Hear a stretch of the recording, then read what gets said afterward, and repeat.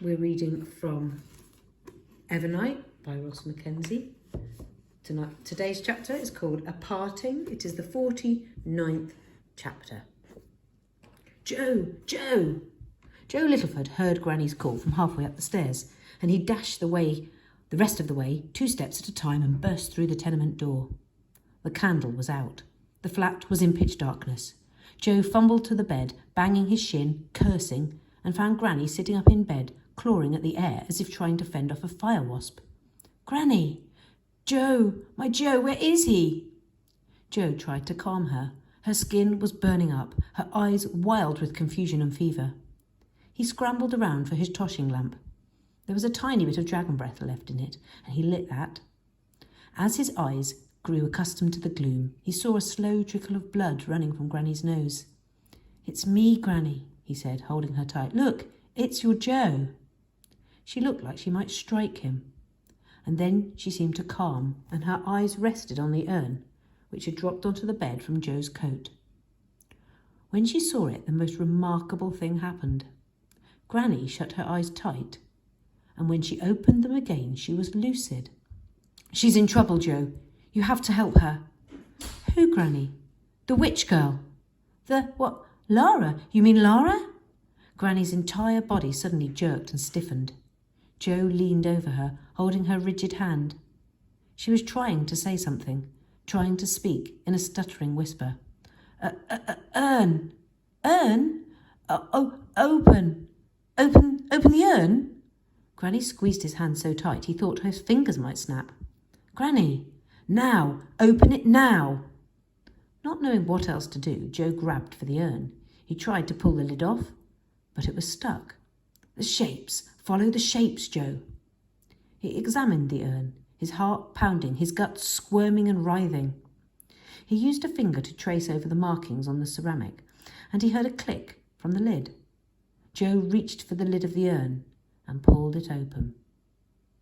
In Westerly Witch, Shadow Jack's eyes grew wide, not with pleasure at eating Lara's soul, but something else. His foot left her throat, and she felt cold, clean air rush into her lungs. He straightened up and closed his mouth, and the terrible, ripping, tearing feeling inside her chest faded. Shadow Jack stared at his hands, looking from one to the other. Moonwing flapped and struggled, but Shadow Jack managed to stuff him in his pocket and fasten the button. Then the edges of him blurred, falling away like sand in an hourglass. More of him disintegrated into a strange dust, which swirled in a column, a dry wind stinging Lara's eyes. She tried to scramble away on her back, watching in fear and confusion as Shadow Jack turned all to dust, which scattered to the night. Shadow Jack, somehow, was gone, and so was Moonwing. Joe's little tenement filled with harsh flashes of light, and in the middle of the room a swirl of black sand appeared, swirling so fast the wind from it shook the rickety windows. The black column of sand spun and spun until it became a shape, the shape of a tall man. The sand fell away, and the wind died. Joe stared disbelievingly at the man in black, now standing in his dim flat. He remembered his crowbar and grabbed it from his toshing bag. The man in black stared back at Joe, and to Joe's astonishment the man bowed his head and dropped to one knee as if Joe was the Silver King himself. "Holder of the urn, I live to serve you." Joe noticed that the man in black did not have a shadow, and at once he was back in the sewers, frightened for his life, and he knew this was the sewer strangler. "It's you!" Joe rushed at him, swung the bar, but the man simply turned to shadow and reappeared behind him. "I was serving another master." Joe took another swing at him. "Mrs. Hester, you mean?" "Yes." He pointed to the urn. "But now you are my master. I am Shadow Jack, and it's my duty, my curse, to serve you to the end of the world and beyond until the day you tell me I am free."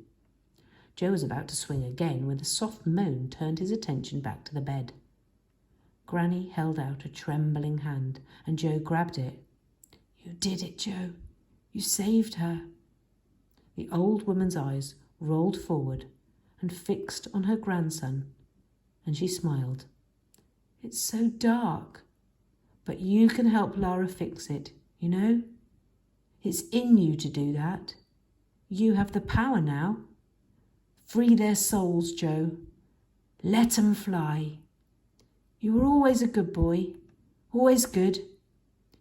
They're in the mirror, Joe. Smash the mirror." And then, holding Joe's hand, Granny closed her eyes for the last time.